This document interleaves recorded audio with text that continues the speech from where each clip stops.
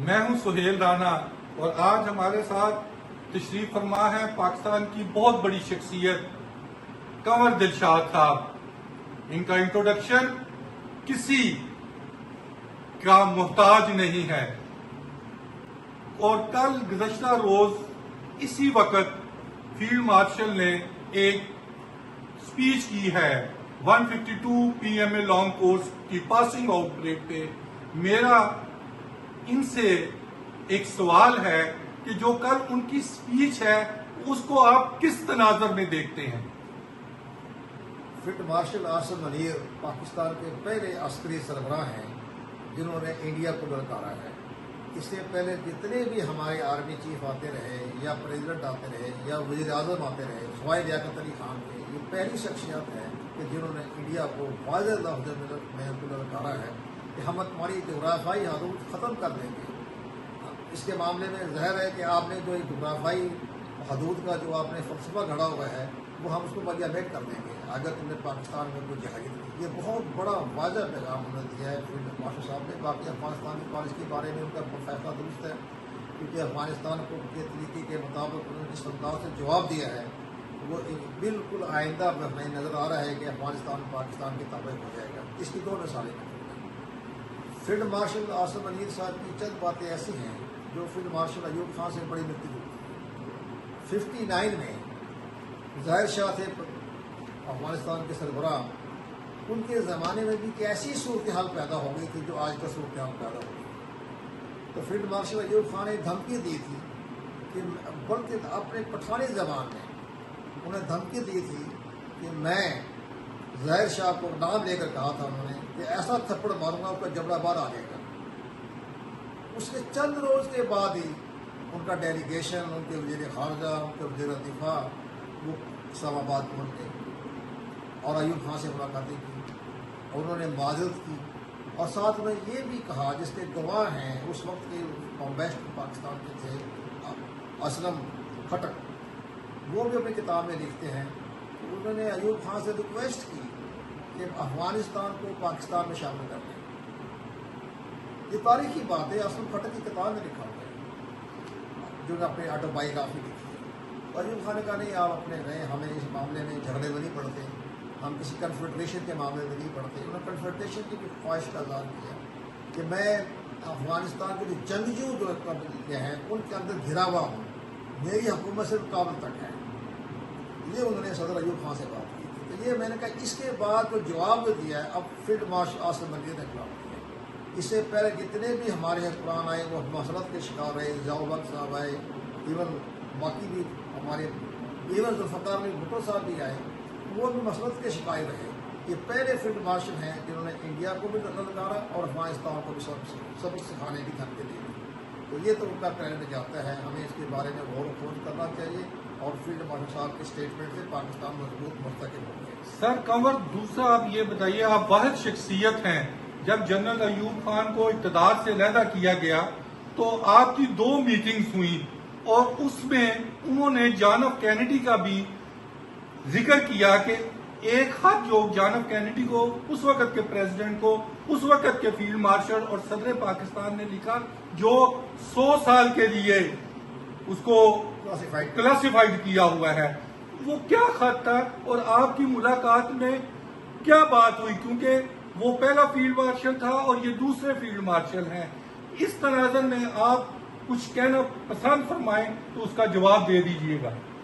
اس میں سب سے بڑی اہم بات یہ ہے، جیسے آپ نے انٹروڈکشن ریمارک میں بتایا کہ فیلڈ مارشل ایوب خان سے جو پاکستان کے پریزیڈنٹ تھے، اس وقت میں اسٹوڈنٹ لیڈر تھا، میں پاکستان مسلم اسٹوڈنٹ فیڈریشن کا پریزیڈنٹ تھا، اور اس لحاظ سے ہماری ایک ملاقات صدر ایوب خان سے وہ 15 اپریل 67، اور اس کے بعد ملاقات ہماری نہیں ہوئی۔ یہ ملاقات ہماری ہوئی 15 اپریل 67۔ وہ ایک مختصر سی ملاقات تھی ہماری، اسٹوڈنٹ میں ملاقات کی، اور وہاں میں نے ان سے کہا کہ آپ نے کتاب لکھی ہے فرنٹ ناٹ ماسٹر، اس میں آپ نے جو فاطمہ جناح کا جو ذکر کیا ہے اور فاطمہ جناح کی کچھ تصدیق آپ نے کر دی ہے، آپ نے محسوس نہیں کیا، آپ کے جو بھی جنہوں نے کتابیں لکھی ہیں کمپوزر تھے، اس میں وہ چیپٹر نکال دیں جو فاطمہ جناح کے بارے میں لکھا۔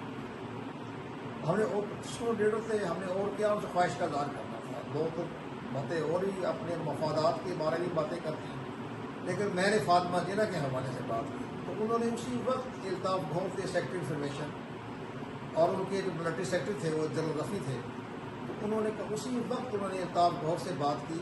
انہوں نے کہا جی اس طرح سے میرا ذکر کیا انہوں نے کہ مجھے نہیں پتا کہ میں فاطمہ جناح کے بارے میں کیا لکھ چکا ہوں، تو وہ چیپٹر نکال دوں امیڈیٹلی نکال دیں تاکہ اگلا جو ایڈیشن آئے اس میں فاطمہ جناح کا وہ چیپٹر نکال دیں. تو انہوں نے فوراً نکال دیا. ساتھ ساتھ میں نے یہ بھی کہا کہ آپ نے آغا شورش کاشمیری کے بارے میں بڑی باتیں جو ہیں، بڑی تصدیق ہمیں باتیں لکھی، وہ بھی نکال دیں.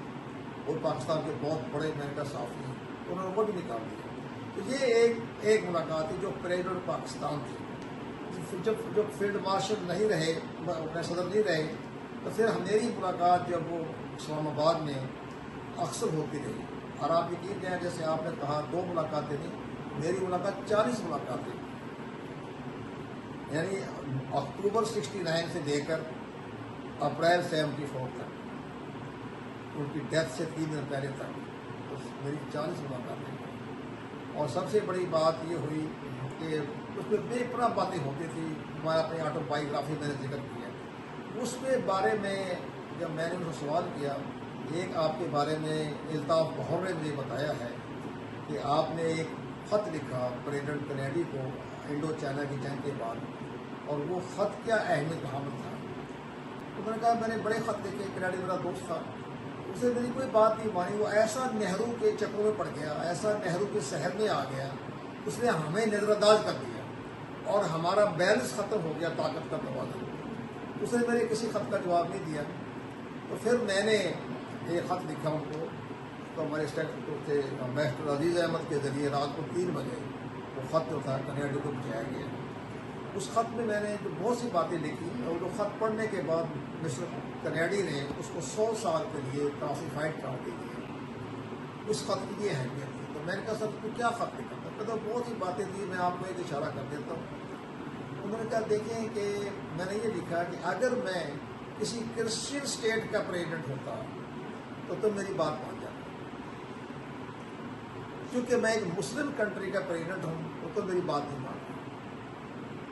تو یہ ایک انہوں نے مجھے ایک آف دی ریکارڈ بات بتائی. اب کتنا آپ سے گزر گیا تو آپ کو آف دی ریکارڈ کہنے میں کوئی حرج نہیں ہے، بتانے میں.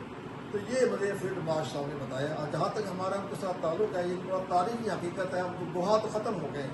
عمر ایوب تو جو ہے یہ تو بہت بچہ تھا، 5-6 سال کا، لیکن گوہر ایوب زندہ ہوتے تو میری ساری باتوں کی وہ تائید کر جاتے. وہ حالات ہی میرے ساتھ جانتے تھے ہمارے تعلقات. اس کے بعد جب میری شادی ہوئی تو شادی کے بعد تو میں نے ان سے ملاقات، میری شادی میں آنا چاہتے تھے. تو انہوں نے کہا کہ میں آپ کی شادی میں آنا چاہتا تھا، لیکن میں اس وقت CMH میں ہارٹ پیشنٹ تھا. 26 مارچ تک میں وہیں رہا CMH میں، یعنی 74 میں.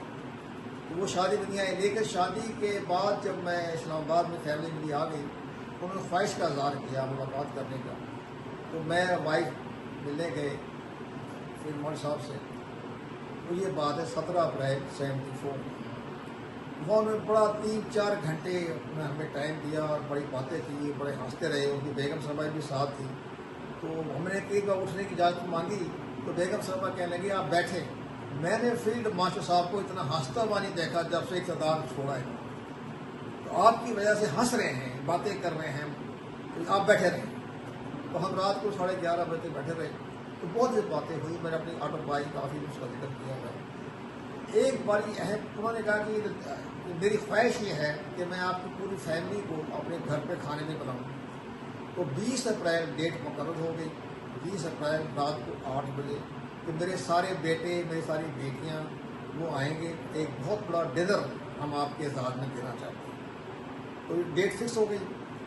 تو آپ یقین جانیں کہ 20 اپریل کو 11:15 بجے فون آیا مجھے CDA کے ڈائریکٹر واسطی صاحب، آپ شاید جانتے ہوں گے. انہوں نے مجھے فون کر کے بتایا کہ صدر ایوب خان کی ڈیتھ ہو گئی. جب میں نے فون کیا، ان کے سیکرٹری تھے محمد علی، میں نے ان کو فون کیا. انہوں نے کہا ہاں. کو 11:15 بجے ایک انہوں نے اپنے کمرے میں گئے. فرانس کے امبیسڈر آئے ہوئے تھے، ان کو رخصت کیا. اپنے کمرے میں گئے، اپنے بیٹس مین کو کہا کہ میرے لیے پانی دے کے آؤ اور بیگم صاحبہ کو اطلاع دے کہ میری طبیعت ٹھیک نہیں ہے۔ تو جو بیٹ مین ان کا پانی لے کے اندر گیا اور بیگم صاحبہ ابھی نہیں پہنچی تھی، ان کی ڈیتھ ہو چکی۔ یہ بات ہوئی ہے۔ میں نے کہا تو قریب آپ کے کھانے کی تیاریاں ہو رہی تھی، میری ڈیوٹی لگی تھی، میں ان کی بیٹیوں کو، ان کے سارے بیٹوں کو، طاہر کو، اختر کو، گوہر کو، سب کو میں نے انوائٹ کر لیا تھا۔ ایون وادی سواد جو تھے اورنگزیب، ان کو بھی میں نے بلا لیا تھا، اور نسیم بھی آ رہی تھی، سب آ رہے تھے۔ لیکن آپ یقین جانیں کہ رات کو 8 بجے جو میرے اعزاز میں یا ہماری فیملی کے اعزاز میں ڈنر ہو رہا تھا تو میں وہاں جنازے پہ موجود تھا۔ انہی الفاظ کے ساتھ ہم آپ سے رخصت لیں گے۔ یہ تھے کنور دلشاد صاحب، پاکستان کی ایک مایناز شخصیت، جن کا انٹروڈکشن کرانا ہی میرے لیے کوئی معنی نہیں رکھتا۔ دنیا اور پاکستان میں دیکھنے والے سب ان کو جانتے ہیں۔